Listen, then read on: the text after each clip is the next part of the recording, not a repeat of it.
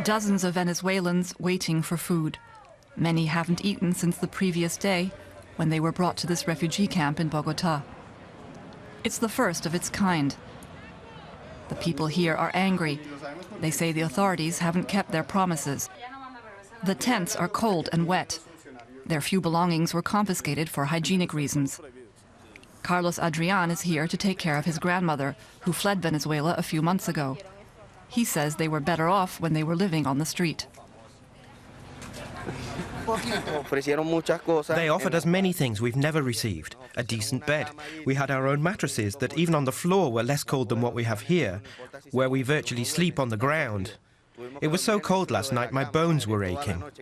Imagine how cold it was. They took our blankets, almost all of our stuff and food. Now we're making a fire over there, but we have nothing to cook because they took it all.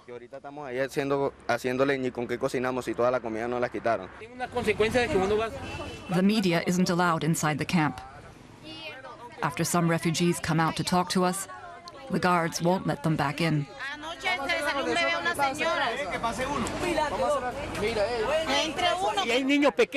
There are small children inside who've had nothing to eat.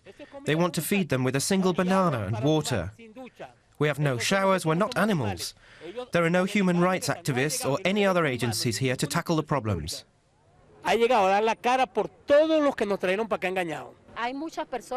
Many Colombians have helped us, and we appreciate the help we got on the street. Some came here last night. It's so unfair. They brought food for us but weren't allowed inside, and we weren't allowed to go out and get the food for our kids. They were inside crying because they're so hungry.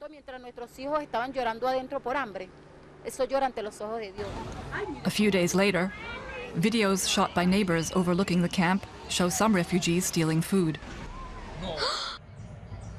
Shortly after the police arrive, riots begin.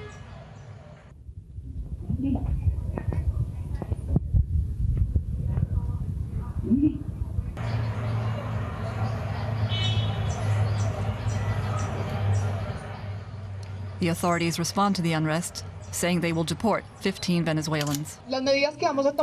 We're introducing two key measures. The first is biometric identification. We'd planned that from the start. Now, refugees will be identified not only by name and number, but also biometrically.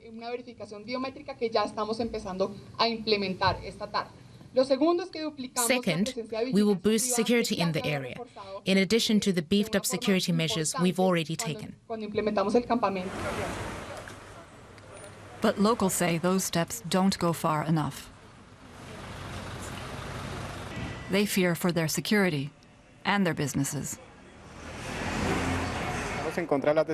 We opposed the authorities' decisions. They were arbitrary. They've moved the Venezuelan community to a camp with very bad conditions. 12 bathrooms for 480 people. What guarantees can they give to people who have to leave their belongings and their children at home when they have to go to work? Locals are worried that there are hungry people who will go out to ask for food and money. Yesterday, there was an incident at the bakery. They came in and asked for bread. When they didn't get it, they just grabbed it. Though most Venezuelans are grateful for the reception they've received in Colombia, they desperately want to settle down and start a new life outside the refugee camp.